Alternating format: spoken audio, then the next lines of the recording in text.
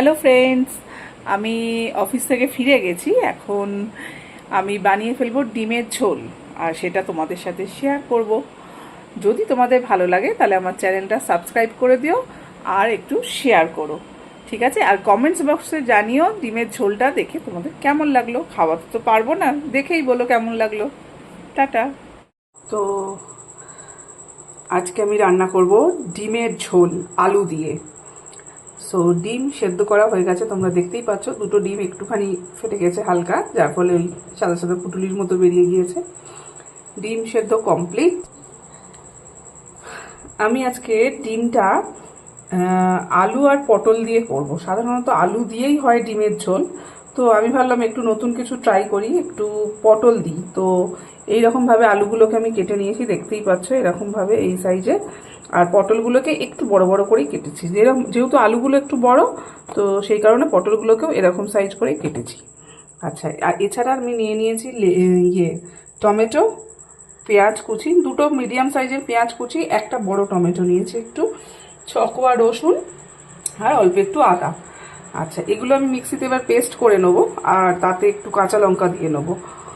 আর ডিমগুলো আমি এখন এবার ছাড়িয়ে নিয়ে তারপরে ডিমের ঝোল রান্না করা শুরু করে দেবো। আমার মশলা করা হয়ে গেছে। এটাই আমি দিয়েছিলাম যেরকম তোমাদের দেখিয়েছি, একটু পেঁয়াজ, টমেটো, রসুন, আদা, আর দিয়েছি যেটা তোমাদের দেখাতে পারিনি, সেটা হলো 4টে কাঁচা লঙ্কা আর অল্প একটু জিরে গুঁড়ো। ঠিক আছে, মশলা আমি করে নিয়েছি মিক্সিতে, আর ডিমও আমার সব ছাড়ানো হয়ে গেছে। ঠিক আছে, এবার আমি ডিমটা ভেজে নেবো প্রথমে।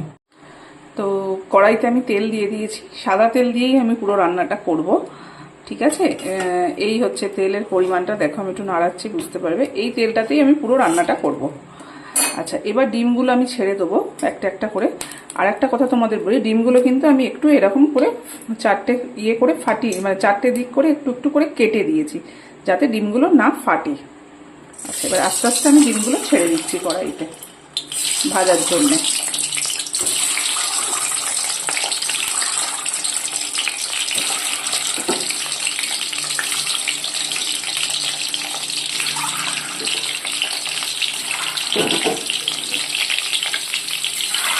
ডিমগুলো আমি সব দিয়ে দিলাম কড়াইতে। সামান্য একটু হলুদ দিয়ে নিয়েছি, দেখতেই পাচ্ছ তোমরা। ঠিক আছে, ভাজার সময় অল্প একটু হলুদ আমি দিয়ে দিয়েছি ডিমগুলোতে। এবার ডিমগুলোকে একটু ভেজে নেব। ডিম ভাজা হয়ে গেছে, ডিম ভেজে আমি তুলে রেখেছি। এবার কি করব, এবার আমি পটলগুলো একটু আলাদাভাবে ভেজে নেব। দিয়ে দিচ্ছি ওই তেলের মধ্যেই পটল দিয়ে দিচ্ছি।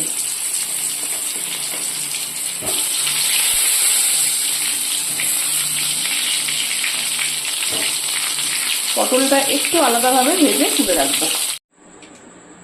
পটলটা ভেজে আমি তুলে রেখেছি, দেখতেই পাচ্ছ বন্ধুরা। এবার আমি আলুটাও একটু আলাদাভাবে ভেজে নেব। আলুগুলো দিয়ে দিচ্ছি।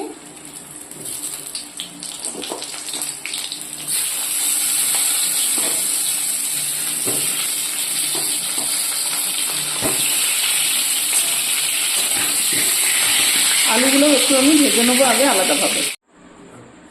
আচ্ছা, আলুগুলোও আমি ভেজে নিয়েছি, দেখতেই পাচ্ছ। এবার আমি ওই তেলের মধ্যে অল্প একটু জিরে ফোড়ন দিয়ে দেবো, গোটা জিরে। ঠিক আছে, মশলাটা দিয়ে দিচ্ছি আস্তে আস্তে।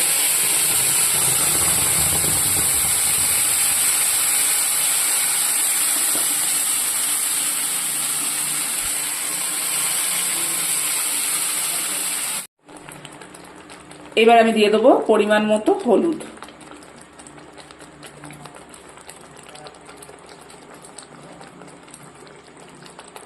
অল্প একটু দিলাম, ডিমের ঝোলে খুব একটা হলুদ লাগে না।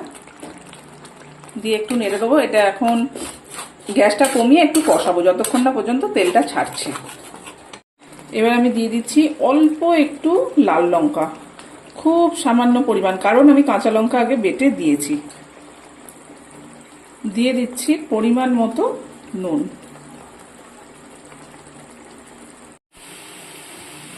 মশলাটা আমি কষিয়ে নিয়েছি, নেওয়ার পর এবার দিয়ে দিচ্ছি আলু,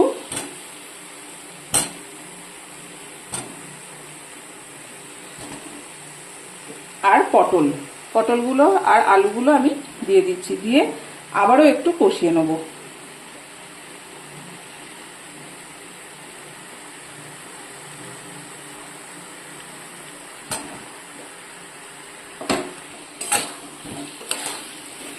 এইবার আমি এটাকে আবারও একটুখানি কষিয়ে নেব, অল্প মানে আঁচটাকে সিম করে, গ্যাসটাকে সিম করে। আলু আর পটল দিয়ে আমি ভালো করে মশলাটাকে কষিয়ে নিয়েছি। নেওয়ার পর এবার আমি দিয়ে দেবো জল মানে আমি গরম জল দিচ্ছি। ঠিক আছে, যে কোনো রান্নায় গরম জল দিলে তার স্বাদটা খুব ভালো হয়। তো সেই কারণে আমি এটাতে গরম জলই ইউজ করলাম। ঠিক আছে, যে যেরম পরিমাণ আপনারা ঝোল খাবেন সেরম পরিমাণই রাখবেন। তো আমি এরকম খাবো তাই এইটুকু রাখলাম। এবার এটাকে আমি ফুটে নিতে দেবো, একটু ফুটে গেলে তখন আমি ডিমগুলো দিয়ে দেবো এটার মধ্যে। ঝোলটা ফুটে গেছে, এবার আমি দিয়ে দেবো ডিমগুলো।